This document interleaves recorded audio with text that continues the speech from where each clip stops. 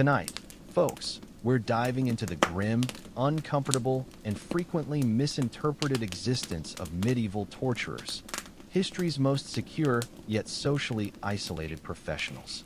These were the guys with guaranteed employment, government paychecks, and absolutely zero dinner party RSVPs coming their way. Before you settle in too comfortably, hit that like button and subscribe, but only if you genuinely enjoy my content. Drop a comment about where you're watching from and your local time. I'm always fascinated by our global audience. Now, dim those lights, maybe turn on a fan for some ambient white noise, and let's ease into tonight's dark journey together. You didn't enter this world destined for chains and thumbscrews. Like most medieval kids, you were born in some cramped hovel that reeked of damp straw and ancient onions. As a child, you were quiet, small, oddly fascinated with dissecting frogs. Nobody paid much attention until you started asking uncomfortable questions. While other kids played at knighthood with wooden swords, you were the weirdo dissecting dead mice behind the bakery, interrogating your parents about joint mechanics. Not in a "this kid's gifted" way, more like "this kid's making the priest nervous" territory. By age 10, you could sharpen knives, not for hunting, just because it gave you a sense of order. Violence wasn't your thing. Curiosity was, which in medieval villages was basically a criminal offense. Your family wasn't wealthy. Dad was probably a butcher or barrel maker, someone accustomed to messy work. Mom might have sold herbs or whispered about unconventional healing methods that made neighbors uneasy. You weren't cursed, just conveniently available. Then came your big opportunity. Some magistrate or town official sized you up, small, quiet, observant, and remarked, "He's not squeamish, is he?" That medieval code for "we've got a job for you." Soon you're apprenticed not to some noble knight, but to a vinegar and iron-scented man with a leather apron who never smiled or explained anything, just pointed at equipment, benches, chains, mysterious buckets, and expected understanding. Your duties started simple: sweeping floors, cleaning tools, no questions about their purpose, learning to swallow your curiosity. Nights brought fitful sleep in a room adjacent to a creaking stairwell leading downward, where strange whispers sometimes drifted up. That's how it began, not with some evil epiphany, just a quiet kid, a pragmatic community, and a job nobody else wanted. You never chose this path, it chose you. One day you're helping mom grind herbs or sweeping tavern floors. Next thing you know, you're standing at the village outskirts with a bread sack, tattered cloak, and instructions to live with Uncle Gregor, no relation. This Gregor character lived just far enough from town to avoid daily churchgoers' notice, in a gardenless house with a locked shed and suspicious rope collection. Rule 1. Don't ask questions. Gregor wasn't cruel, just brutally practical. Mornings began with him sharpening ominous tools. He taught you water boiling, cleaning solutions, gear oiling, zero explanations. Guess right, you got a grunt. Guess wrong, a louder grunt. Your first week involved scrubbing stain-covered benches, organizing chains by size, and learning to repair a wooden crank without losing fingers.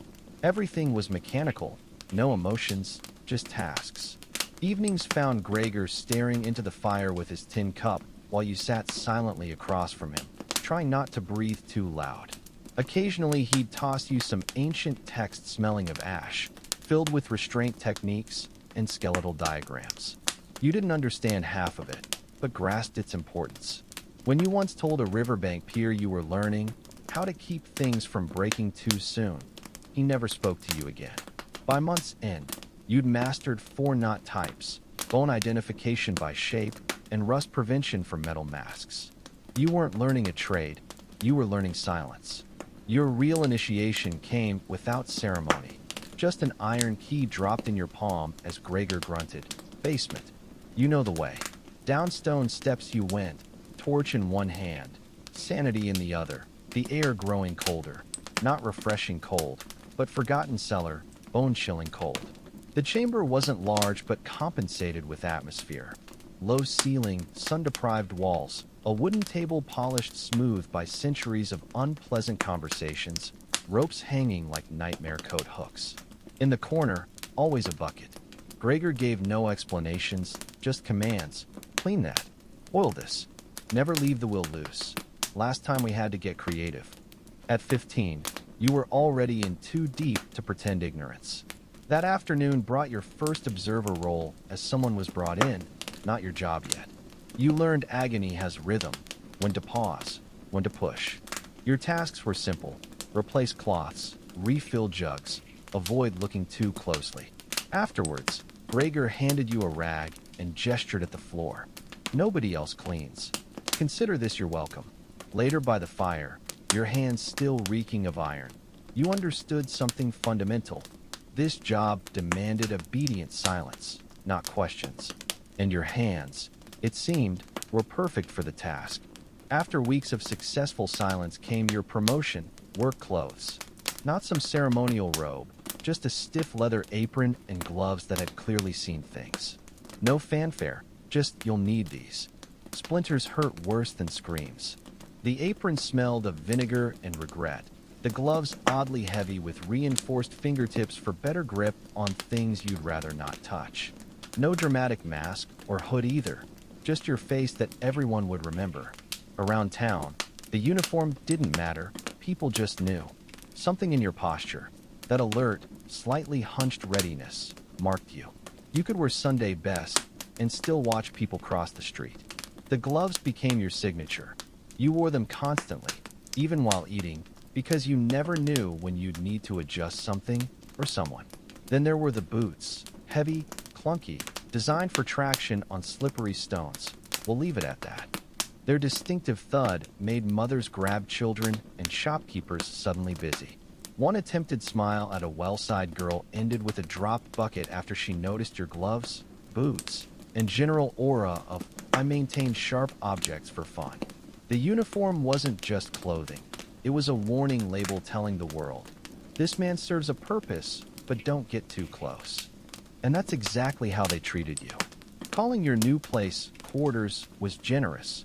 It was more like a stone rectangle awkwardly attached to the municipal building, conveniently close to the dungeon. Close enough to hear things at night. Things like chains moving when nobody should be moving chains. The space came with exactly two perks. A locking door and walls thick enough to muffle most sounds, emphasis on most. Then there were the smells, constant, subtle, and deeply confusing. The place reeked like someone had attempted cleaning centuries ago, before giving up halfway. A cocktail of damp wood, overboiled herbs, and something metallic you deliberately didn't investigate.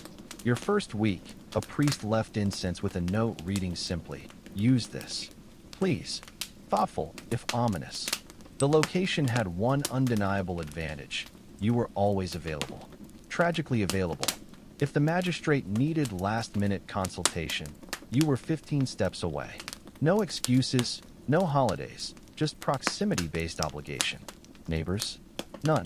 The closest occupied building stood across the square, its shutters firmly closed at the sound of your boots. You were your own neighborhood, population, you and some indifferent crows. You attempted homemaking, a wooden chair, a blanket, a doomed potted plant that withered under the oppressive atmosphere. One attempt at hanging a tapestry ended with it falling overnight, as if the walls rejected anything colorful. Sleep came fitfully, shallow, dreamless, interrupted by thuds and muffled voices. You developed the ability to wake instantly, but never truly rest. The place wasn't haunted exactly, just saturated with other people's memories pressing against you like persistent fog. Welcome home. In theory, you were a public servant. In practice, the public treated you like a pothole in their conversations, something to step around carefully. Taverns fell silent at your entrance, with entire tables suddenly fascinated by bread crusts. Children got ushered indoors. Dogs barked once before reconsidering. You weren't banned from events. You just never received invitations. Wedding? Oh, the courier must have lost yours. Harvest festival? We thought you'd be busy with your iron things. At market, merchants served you quickly with stale bread and overripe fruit, desperate for you to be elsewhere. One bold attempt to join well-side conversation ended when gloves spoke louder than words. The jug in your hands suddenly felt heavier as you turned away. Friendship wasn't impossible, just improbable. Blacksmiths had guilds. Drunks had drinking buddies. You had Gregor, who once nodded and said, "You're less disappointing than most." High praise. Romance. Forget it. Any lingering looks were probably witnesses memorizing your description for the priest. No love letters, just notes slipped under your door. "Please don't take my husband. He's innocent." Mostly. Yet you weren't hated. That would require passion. You were simply regarded like bad weather. Inconvenient, but inevitable. Not part of the village, just adjacent to it, waiting to be summoned. Most days, you preferred it that way. Down the narrow corridor behind Town Hall. Past the door nobody knocked on. Lay your workspace.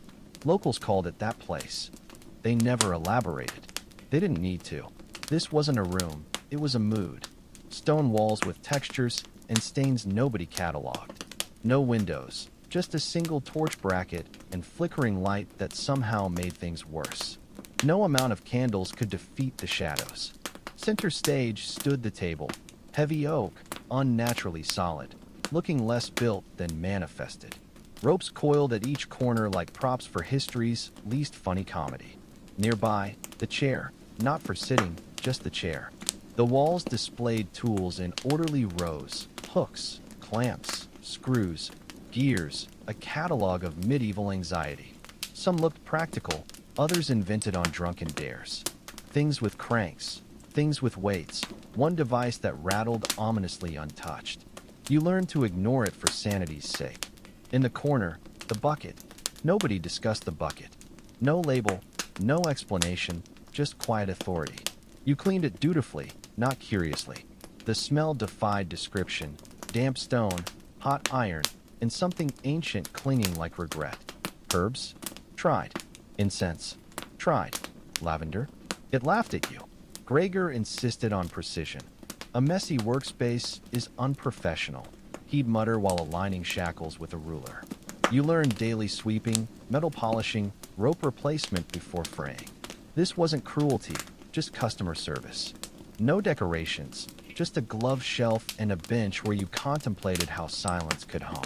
Yet somehow, this grim space became yours. Nobody else entered. Nobody else touched anything. Because nobody else wanted to. Nobody warns you about the math. Not the fun kind with coins or catapults.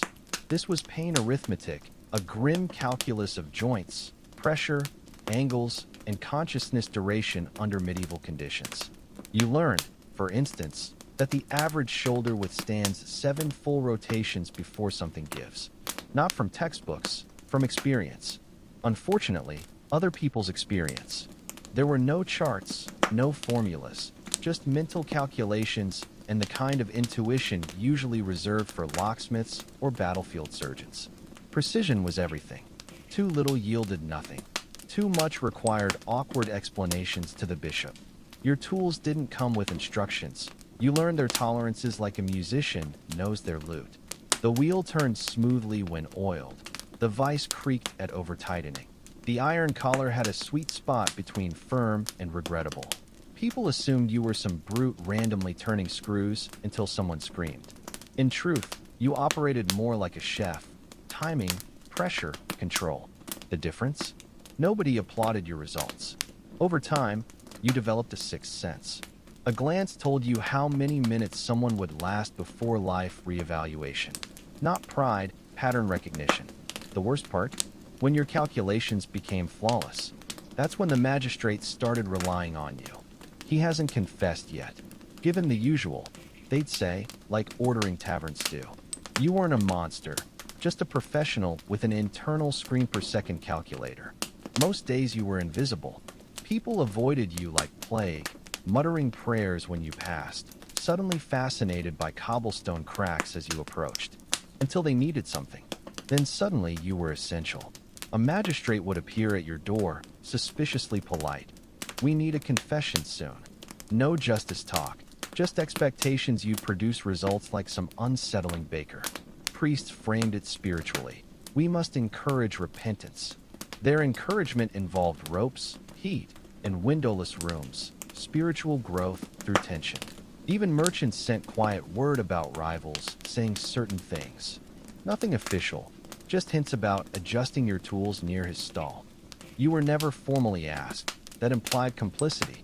Just vague suggestions, nods, coin sacks left at your door labeled for maintaining order. Order was always fashionable, but when the job was done, silence. The magistrate forgot your name. The priest forgot your soul. The merchant overcharged you for onions. Your usefulness lasted exactly 2 screams long. You accepted it, not from pride, but practicality. Waiting for gratitude? You die waiting. Your reward? Continued employment, a locked door, and occasional non-stale bread. You were the town's fire bucket, ignored until everything's smoking. Then it's, where's the torturer? Afterward, just damp floors and fading footsteps. The room was stone, floors, walls, ceiling, all sturdy, all echoey. Nobody warned you about the acoustics. Medieval architecture celebrated sound, especially unpleasant varieties. Screams didn't happen once. They ricocheted off walls, down corridors, into water basins, through stairwells, and on humid days, straight into your pillow. They lingered.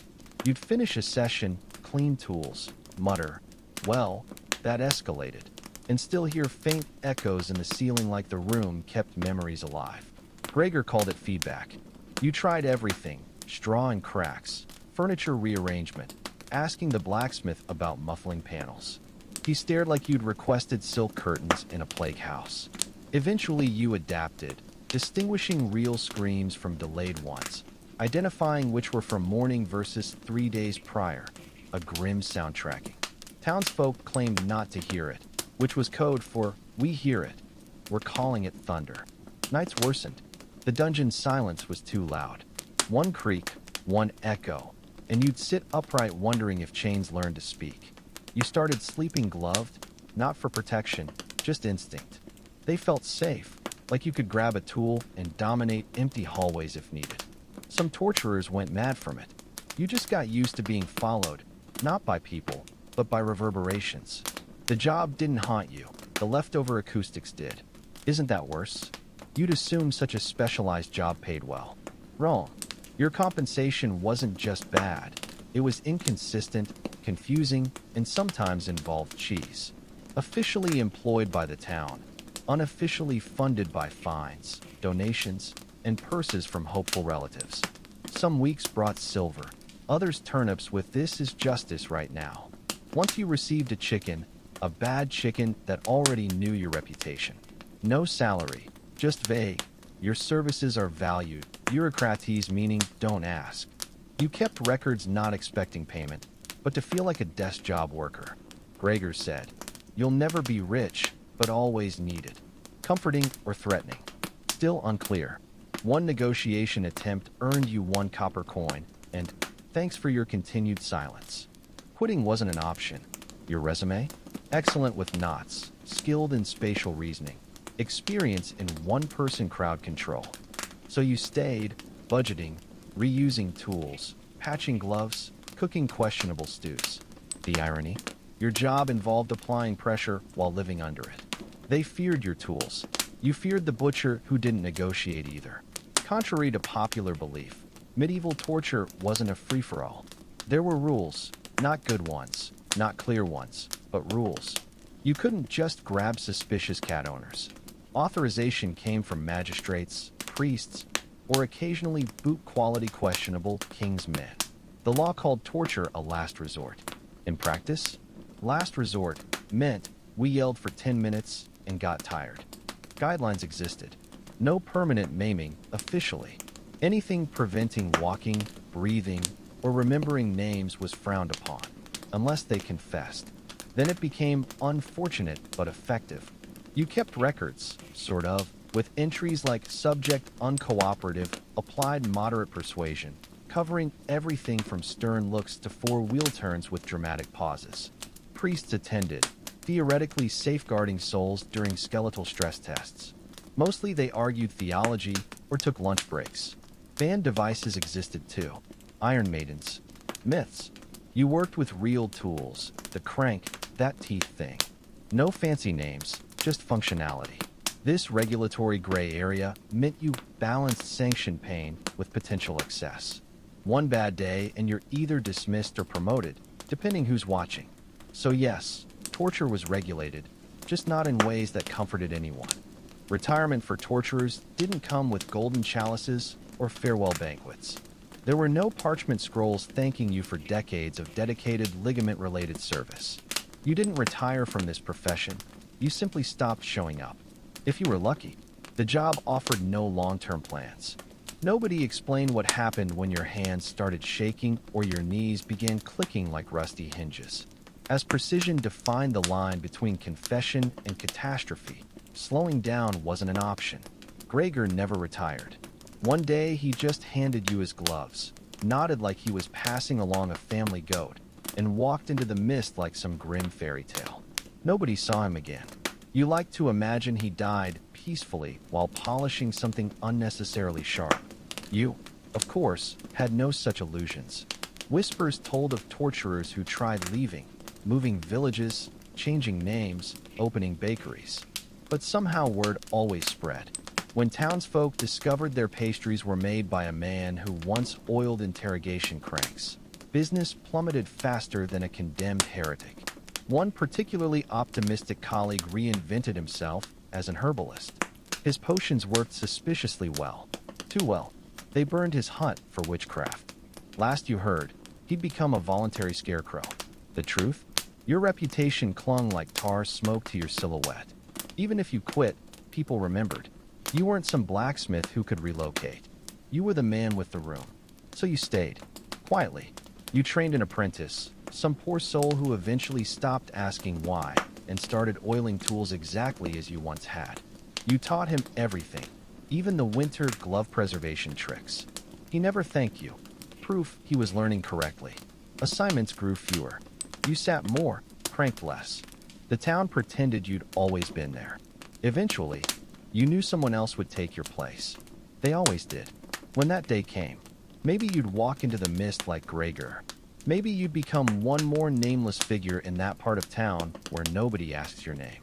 But not yet. There was still work to do. Years passed. People came and went. Wars started. Taxes rose. Plagues visited like unwelcome relatives. Through it all, you remained, as permanent and unnoticed as an inconvenient architectural feature nobody dared renovate. Nobody said it aloud, but they all understood.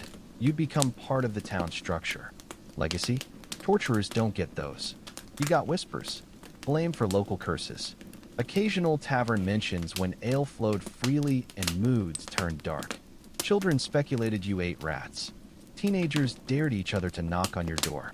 Adults avoided eye contact, while simultaneously expecting your appearance when things got messy. Yet among officials, your name carried strange reverence. Not respect exactly, more like administrative relief. You were reliable, quiet, efficient, the human equivalent of a broom kept behind locked doors. No wife. Who'd you introduce yourself to? Hello, I extract state-approved truths. Fancy a stroll? Friends? The apprentice came closest, that poor boy who stopped questioning and started oiling tools with your same methodical precision. You taught him everything, even how to prevent glove cracking in cold weather. His silence was his gratitude. One winter, a visiting bishop asked about local justice. The magistrate simply pointed in your direction. The bishop nodded once, asked no follow-ups. In stories, they never used your name, just the man in the basement. A role more than a person. A necessary fixture like town wells or gallows. You once considered carving your initials into the wooden bench between sessions, but it felt unnecessary. The room already remembered you, loudly, echoingly. If there was any legacy, it wasn't carved in stone or script. It was silence, the quiet after confessions, the empty streets when you passed, the heavy, unlabeled door everyone recognized. And when you were gone, nobody would speak of it, which, honestly, felt appropriate. In medieval high society, a noble banquet invitation wasn't just dinner. It was a political chess move wrapped in silk. Receiving one meant you were either respected, useful, or being watched. These weren't mass emails. They arrived via courier in wax-sealed scrolls or perfumed pouches, sometimes hand-delivered by stewards in house colors. For nobility, attending wasn't optional. Declining implied defiance. Underdressing could ruin families for generations. One missed feast and suddenly you're ill, impoverished, or plotting rebellion. Peasants never made the list. Minor gentry jockeyed for invitations through land donations, marriage alliances, or well-placed bribes. Unexpected summons usually meant the host had points to prove or tests to conduct. Acceptance triggered immediate preparations. Tailors summoned, hair trimmed, servants sent ahead to secure favorable positioning. Because seating wasn't about comfort, it was a live infographic of social standing. Closer to the Lord meant power. Farther back meant you were one spilled goblet from irrelevance.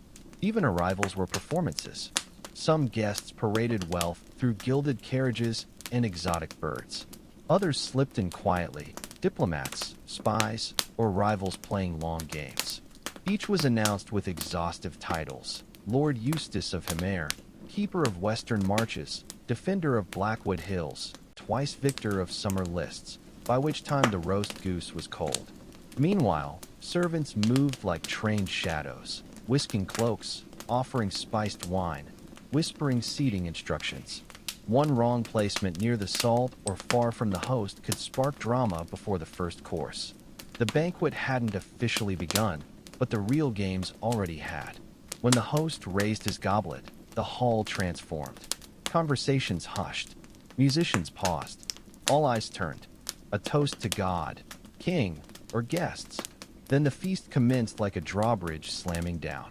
Forget three-course meals. Medieval feasts came in removes, successive waves escalating in extravagance. First removes offered humble bread trenchers and stewed vegetables.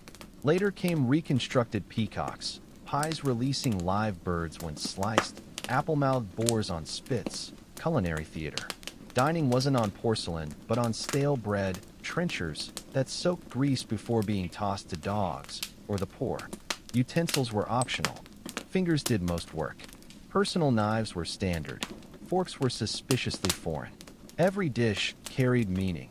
Swan for prestige, foreign spices for global ties, saffron-dyed custard showcasing gold-equivalent spending. Presentation mattered as much as taste. Sugar castles or lion-shaped jellies could win cooks permanent employment. But not everyone tasted everything. Dishes distributed by rank. Lords got whole roasts. Lesser guests fought for scraps or relied on servants' discretion. This wasn't a buffet, but an edible hierarchy with gravy. Servers moved with precision, balancing trays, avoiding disasters. Dropped goblets meant demotion. Spills on bishops meant latrine duty. As courses progressed, noise swelled, laughter louder, wine freer, inhibitions melting like butter on hot bread.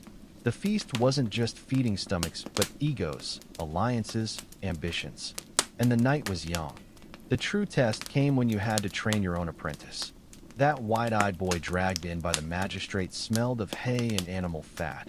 Some butcher's son or tanner's kin deemed not squeamish by village standards.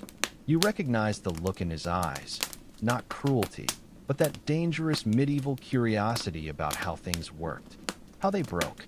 Teaching forced you to articulate instincts you'd never voiced. The wrist bends before the elbow. You'd mutter while adjusting the straps. Count 7 breaths between turns. The boy mimicked your movements with alarming precision, his young hands already developing the torturer's trademark, that slight tremor for maintaining just the right pressure. Not enough to damage, never enough to permanently mark, unless ordered otherwise. You caught him one night studying your tools by candlelight, running fingers over the teeth of the persuader like a musician learning a new instrument. In that moment, you saw your younger self and the terrible road ahead. But what could you say? The boy had already tasted the power of making grown men whimper. There was no going back to slaughtering pigs after this. The townsfolk's treatment of him mirrored your own early years. At first, they pretended he didn't exist, just some shadow trailing behind your cloak. Then came the nicknames, little pincers at the tavern. The nail, whispered by market women crossing themselves. By the time he could set a dislocated shoulder without tearing ligaments, they'd stopped seeing him as human altogether. You watched him internalize it, that slow deadening behind the eyes as he realized he'd become a thing that lived in stories meant to scare children. Your professional relationships settled into gruff routines. He'd prepare the oils, you'd check the knots. He'd test the wheel's rotation, you'd adjust the weights. A wordless dance perfected over years, occasionally interrupted when the magistrate brought in someone you both knew. The miller who'd sold you flour, the cooper who'd fixed your bucket. Their faces did something to the boy that even vinegar-soaked rags couldn't erase. You'd catch his hesitation and snap your fingers twice, the signal to step outside while you finished the job. This small mercy you allowed, knowing full well Gregor would have beaten it out of him. Winter brought the worst cases. Desperation drove men to steal grain. Drunken brawls turned deadly. Heresy spread like frost through starving villages. The boy learned quickly that cold weather made bones brittle, that frozen fingers broke cleaner than warm ones. You found him one December morning melting snow to wash blood from the grooves in the table, a trick you'd never taught him. He'd invented it himself. When spring came, so did the pilgrims, wealthy ones with coin to spare and secrets to keep. The boy proved surprisingly adept at this delicate work, extracting confessions without scars, using pressure points instead of pulleys. You watched him negotiate with priests over what constituted reasonable persuasion, his voice steady while yours would have cracked with rage at their hypocrisy. Perhaps this generation would fare better. Perhaps. Then the fever came. Not for you. Your constitution had been hardened by years of dungeon damp. But for the boy, sweat poured down his face as he struggled to tighten a vise, his hands shaking not from precision, but chills. You sent him away with a kick to the shins, the closest thing to affection your profession allowed. For 3 days, you worked alone, the tools feeling strangely heavy in your hands. The silence between screams grew louder without his quiet breathing nearby. He returned too soon, pale but stubborn, just in time for the season's first witch trial. The girl couldn't have been more than 14, her eyes darting between you and the boy like a cornered hare. When the priest demanded full demonstration, you stepped forward automatically, but the boy gripped your arm. "I'll do it." His first unforced words in weeks. What followed was a masterclass in restraint. Every twitch of the ropes calculated, every turn of the screw paused just before breaking. The girl confessed to nothing, yet the priest seemed satisfied. You both knew why. The boy had given them theater without substance, a performance that left no marks but terrified all the same. That night, you found him scrubbing his hands raw in the rainwater barrel. Not the quick rinse after work, but something frantic, as if he could peel away the day's compromises layer by layer. You said nothing, just placed Gregor's old whetstone beside him and walked away. Some lessons couldn't be taught, they had to be survived. Summer brought rumors of war, and with it, prisoners who actually deserved their fate. Raiders who'd burned churches, men who'd violated truce flags. The boy worked with cold efficiency now, his earlier hesitation replaced by grim professionalism. Only you noticed how he'd hum under his breath during sessions, some peasant lullaby from childhood, just loud enough to drown out certain sounds. When the magistrate brought in the spice merchant accused of poisoning wells, you realized with dull surprise that the boy had surpassed you. His technique with the hot irons was flawless, close enough to singe hairs without touching skin, the heat and thread alone extracting a confession. You watched from the corner, an apprentice to your own apprentice, as he navigated the politics of pain with the precision you'd once reserved for adjusting thumb screws. Autumn leaves were falling when you found the first gray hairs in your beard. The boy, no, the man now, took over more duties without asking. You let him, pretending not to notice when he oiled your gloves or preemptively tightened the bench screws before difficult cases. The unspoken understanding between you grew heavier with each passing season. One day he'd be standing where you stood, training some fresh-faced village oddity, continuing this cursed tradition. That day came sooner than expected. The cough started innocuously enough, just a tickle after inhaling dungeon dust. But when you woke with your pillow speckled red, you knew. The boy said nothing as you showed him the ledger codes, the magistrate's secret signals, which herbs really helped with the smell. He asked no questions, just nodded while sharpening the tools with extra care. Your last case was a mercy, in its way. A shepherd accused of stealing sheep. Simple, straightforward, unlikely to linger in memory. You let the boy handle everything while you observed from your usual stool, offering only the occasional grunt of approval. Afterward, as he helped you remove your apron for the last time, you realized with dull surprise that the gloves no longer smelled of iron, but of the mint leaves he'd taken to stuffing inside them. The walk home took longer than usual. Past the market where vendors no longer flinched from you. Past the well where mothers still pulled children close. Past the tavern where your name had become shorthand for cautionary tales. The boy, no, your successor now, would walk this path soon enough, learning its lonely contours for himself. That night, you dreamt of frogs. Dozens of them, hopping through the rushes behind your childhood home, their slick skins catching the sunlight. You woke with a start to find your hands had curled into the familiar grip of the persuader, even in sleep. With deliberate slowness, you peeled each finger straight, then placed both palms flat against the cool stone floor. The dungeon would open soon. The tools needed oiling. The boy would be waiting. But for now, in this fragile hour before dawn, you allowed yourself to simply breathe. The first time you saw the boy hesitate, it wasn't out of mercy, it was calculation. A merchant, caught skimming silver from the tax collector's coffers, had been dragged in at dawn. The magistrate wanted a confession before noon. Something clean, something that wouldn't leave the man's hands too damaged for scribing receipts.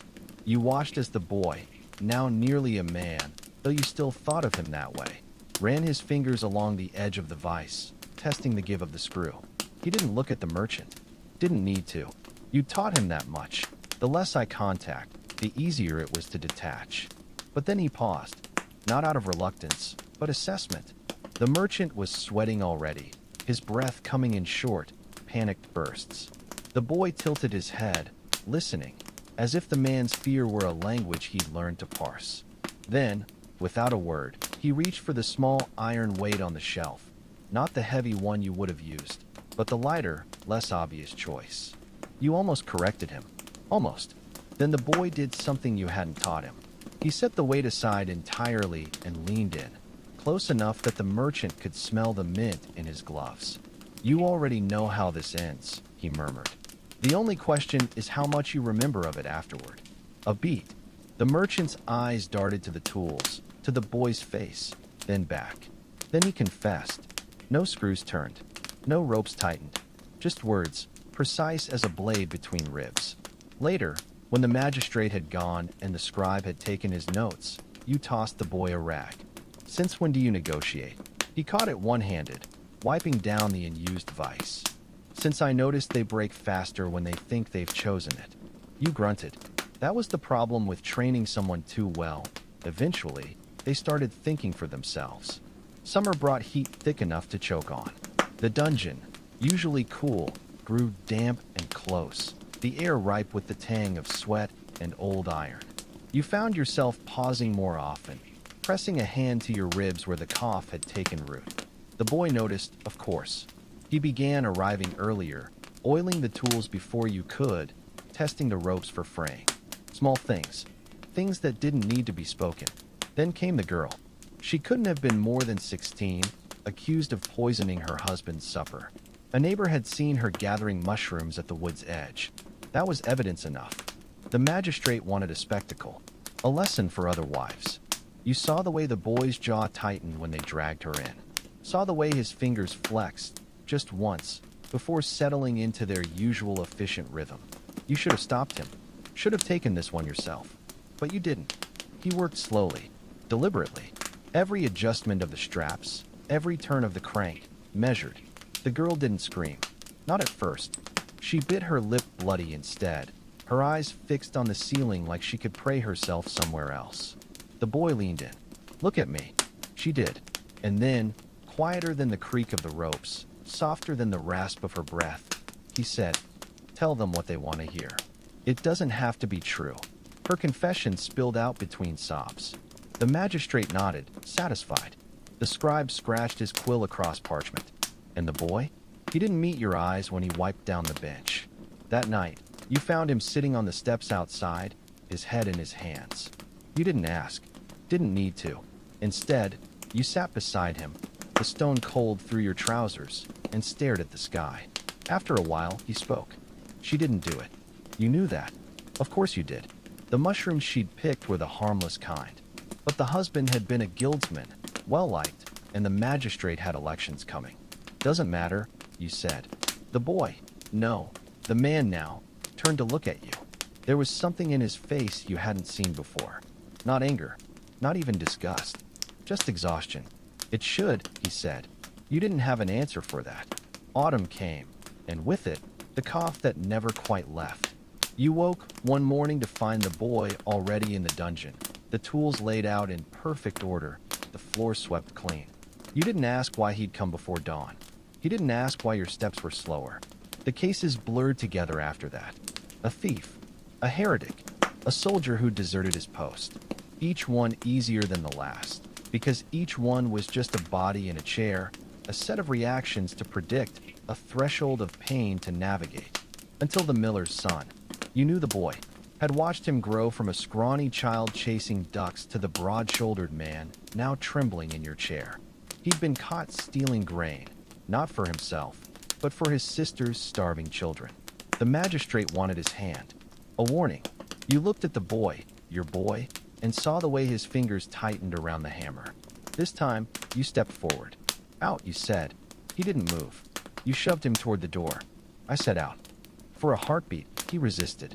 Then he left, the door slamming behind him. You turned to the miller's son, and for the first time in years, you hesitated. The boy didn't speak to you for days after that. Not when you coughed into your sleeve. Not when you dropped the whetstone, your fingers stiff and uncooperative. Then, one evening, you found a cup of tea steaming on your workbench. The bitter kind, the kind that helped with pain.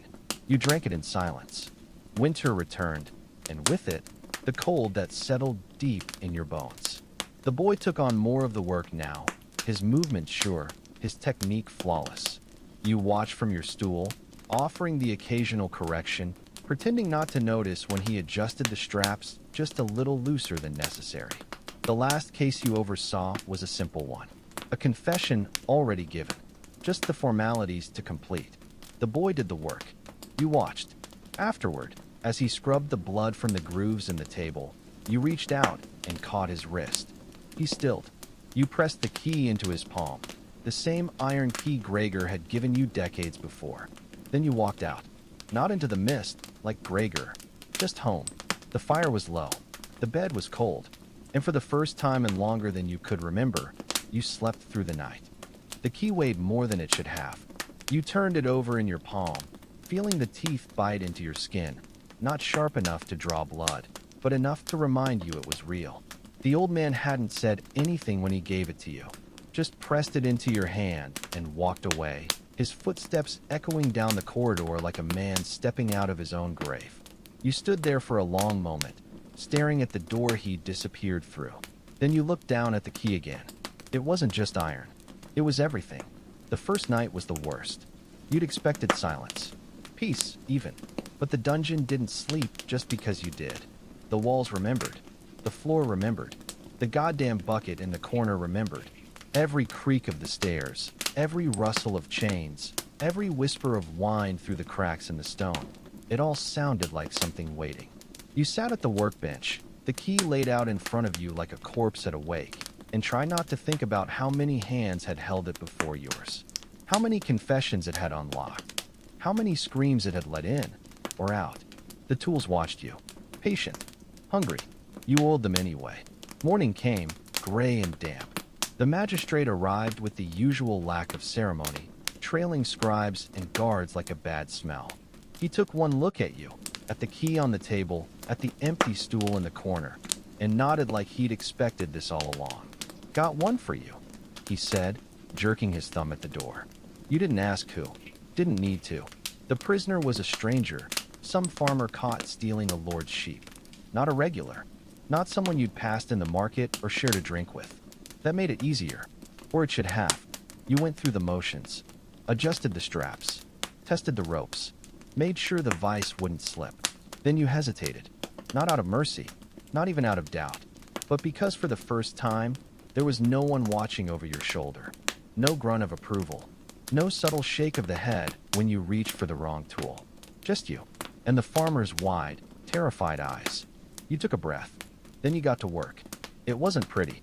You fumbled the knots. Misjudged the pressure. At one point, the farmer actually whimpered. Not from pain, but from confusion, because you'd paused too long between turns of the screw. But he confessed. That was all that mattered. The magistrate clapped you on the back like you'd won a race. The scribe scribbled his notes. The guards dragged the farmer away. And you? You scrubbed the blood from the table and tried not to think about how the old man would have done it better. Days blurred. Prisoners came and went. Thieves. Liars. The occasional heretic. Some broke easy. Some didn't break at all. You learned to tell the difference by the way they held their shoulders when they were dragged in. The proud ones stiff, the desperate ones sagging like their bones were made of sand. You got better. Faster. Cleaner. But never good enough. Not for the magistrate, who always seemed to be waiting for you to prove something. Not for the guards, who still flinched when you reached for your tools. And definitely not for yourself, because every time you closed your eyes, you saw the old man's face. Not judging, just watching. Like he knew you'd never measure up. Then came the girl. She couldn't have been more than 14, skinny as a reed. Her wrists so small the straps barely held her. The charge was witchcraft. The evidence. A neighbor had seen her talking to a black cat at midnight. You almost laughed. The magistrate didn't. Make it convincing, he said, and left. You looked at the girl. She looked back, her eyes too big for her face. For a heartbeat, you considered walking out, leaving the key on the table and never coming back. But you didn't. Instead, you did something worse. You reached for the ropes, then stopped. Looked at her again. Really looked. She wasn't trembling. Wasn't crying. Just sitting there. Her chin lifted like she'd already accepted whatever came next. It hit you then, like a punch to the gut. She wasn't afraid. And that scared you more than anything. You stepped back. Then you did what the old man had taught you. You lied. The confession spilled from your lips like a prayer. Every detail crisp. Every word precise. How she'd summoned the cat. How she'd whispered to it in some demon tongue. How the devil himself had stroked its fur while she plotted the neighbor's death. None of it was true. All of it was perfect. The magistrate believed it. The scribe wrote it down. The guards crossed themselves when they dragged her away. And the girl? She never said a word. But when they led her past you, her fingers brushed yours, just for a second, and you felt something small and hard pressed into your palm. A pebble, smooth as glass. You didn't know why she'd given it to you. Didn't know what it meant. But you kept it anyway. That night, you dreamed of the old man. He was standing at the foot of your bed, his face half in shadow, his hands tucked into his sleeves like they always were when he was thinking. You're getting sloppy, he said. You didn't argue. He nodded toward the door, toward the dungeon below. They'll break you faster than you break them. You knew that, had always known that. But for the first time, you wondered if being broken was the point. Morning came too soon. The pebble sat on your nightstand, gleaming in the pale light. You picked it up, rolling it between your fingers, feeling the weight of it. Then you slipped it into your pocket and went to work. The magistrate was waiting. So was the prisoner. This time, you didn't hesitate. The pebble became your secret. You carried it in your pocket, your fingers finding it whenever the magistrate leaned too close or the scribe's quill scratched too loud. It was smooth from the river, worn down by time and water, nothing like the jagged edges of your tools. You didn't know why the girl had given it to you. Didn't know if it was a thank you or a curse. But you kept it anyway. Work continued. Thieves. Heretics. A baker accused of shorting the Lord's bread. Each one a body in the chair. A set of reactions to predict. A threshold of pain to navigate. You got better at the lies. The false confessions that left no marks. The magistrate never noticed. Why would he? He got what he wanted. Names on parchment. Reasons for the gallows. But the pebble weighed heavier with each passing day. Then came the soldier. He was young. Too young for the scars on his hands. A deserter, they said. Caught fleeing the battlefield with his brother's body slung over his shoulder. The magistrate wanted a public example. You looked at the soldier's face, at the way his jaw clenched when they strapped him down, and knew this one wouldn't break easy. You reached for the pebble instead of the pliers. The magistrate frowned. "What's that?" You turned the stone over in your palm. "A reminder." "Of what?" You didn't answer. The soldier did. "I'd do it again," he said, his voice raw but steady. "For him, I'd do it all again."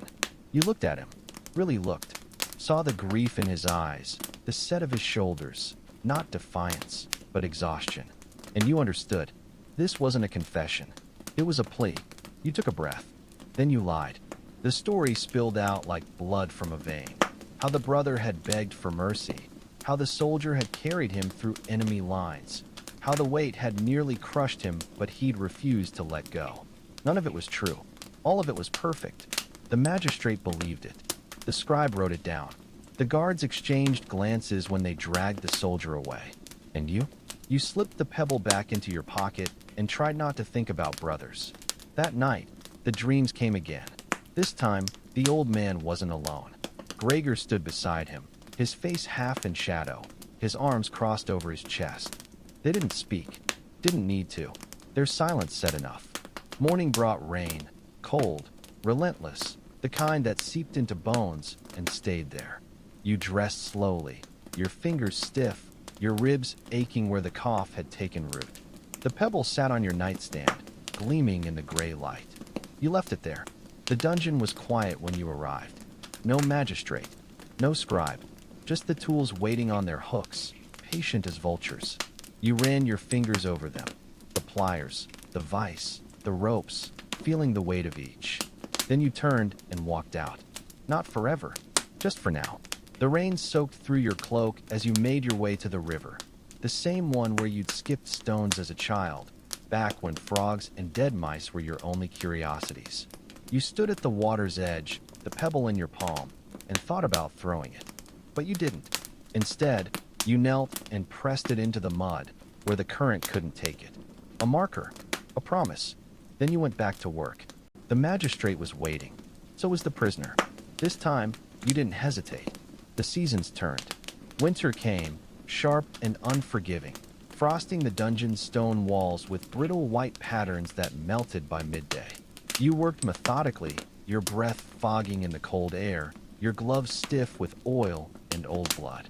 The magistrate stopped watching you so closely. The scribe stopped flinching at your movements. Even the guards had grown accustomed to your presence, nodding as you passed like you were just another fixture, a piece of furniture that happened to extract confessions. You almost preferred it that way. Then the fever returned. Not yours this time, the old man's. You found him curled in his bed, his face gray, his breath rattling like a rusted hinge. The cough had worsened, sinking deep into his lungs, leaving streaks of red on his pillow. He didn't protest when you hauled him upright, didn't fight when you forced bitter tea between his lips, just stared at you with those tired eyes, like he'd been waiting for this. "You should have left the key," he muttered. You ignored him. The healer came, an old woman with fingers like tree roots and a pouch full of remedies that smelled of earth and rot. She pressed her ear to the old man's chest, her expression unreadable. Then she handed you a vial of murky liquid and a warning. "It'll ease the pain. Won't stop what's coming." You nodded. The old man drank without complaint. Days blurred. You split your time between the dungeon and his bedside, listening to his breathing grow shallower, watching the fever steal what little color remained in his face. He didn't speak much. Didn't need to. The silence between you had always said more than words anyway. Then, one night, as the wind howled through the cracks in the walls, he gripped your wrist. His fingers were cold. "Tell me," he rasped. You knew what he was asking. So you lied. You told him about the baker who'd wept when you loosened the straps. About the soldier who'd thank you afterward. About the girl with the pebble and how she'd smiled when they led her away. None of it was true. All of it was perfect. The old man's grip tightened, just for a second, then slackened. His breath slowed. His eyes closed. And just like that, he was gone. You sat there for a long time, his hand still in yours, the wind still screaming outside. Then, carefully, you pried his fingers loose and stood. The room felt smaller without him in it. Morning came, gray and damp. You buried him beside the river, where the water murmured over stones. where the frogs still sang in summer. No priest came, no mourners, just you and the grave digger, his shovel biting into the frozen earth. When it was done, you knelt and pressed your palm to the fresh-turned soil. Then you walked away. The dungeon was waiting. So was the magistrate, and the next prisoner, and the next. You worked through spring, through summer, through another autumn that painted the trees in fire. The pebble stayed where you'd left it, half buried in the riverbank, worn smoother by rain and time. You visited sometimes, when the weight of the key grew too heavy, when the old man's voice in your head grew too loud. It helped. Not much, but enough. Then came the boy. Not yours, someone else's. A skinny thing with eyes too big for his face and a curiosity that would either save him or damn him. The magistrate dragged him in one morning, his mouth twisted in something like triumph. "Found us a new one," he said, shoving the boy forward. You looked at him. He looked back, and in that moment, you saw yourself. The old man, Gregor, all the way back to the first bastard who'd ever picked up a hot iron and called it justice. The boy swallowed hard, but didn't look away. You almost laughed. Instead, you tossed him a rag. "Clean the tools," you said, "and don't ask what they're for." His fingers trembled as he caught it, but he didn't drop it. And just like that, the cycle began again. The river had changed course twice since that winter. You could see it in the scarred banks, raw, red earth where the water had clawed its way westward, abandoning old channels like a drunk stumbling from one tavern to another. But the pebble remained, lodged stubbornly in the same spot where you'd pressed it into the mud all those years ago.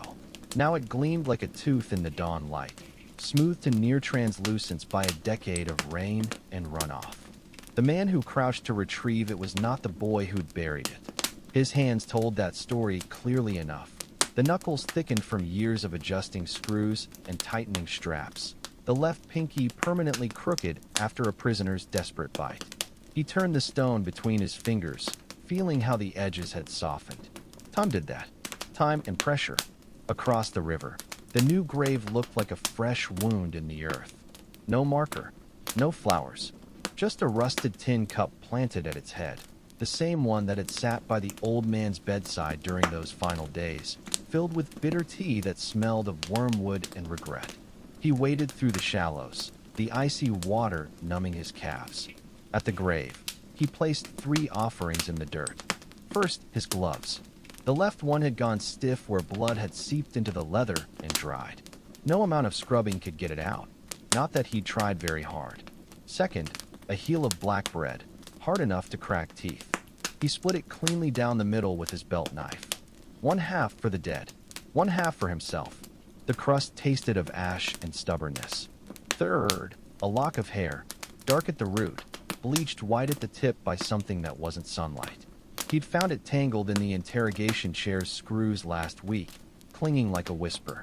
"They say I've started coughing like you did," he told the mound of dirt. Same wet rattle, same hitch at the end. He paused, listening to the wind comb through the reeds. "The magistrate says it's fitting." No answer came. None ever did. He was about to leave when movement upstream caught his eye, a flash of red bobbing between the alders. The new apprentice. The boy had followed him again. For half a breath, he considered throwing a stone at the idiot's head. Then he noticed how the boy moved, not with the clumsy stealth of a spy, but with the jerky panic of a rabbit caught in a snare. The kid was scared. More than that, he was lost. The man sighed and turned back to the birch tree.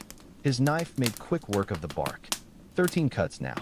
13 winters since he'd first been handed a rag and told not to ask questions. The boy reached him as he was sheathing the blade. Up close, the apprentice looked even younger, maybe 15, with a spray of freckles across his nose and the beginnings of a beard that wouldn't settle on being red or brown. His hands were empty.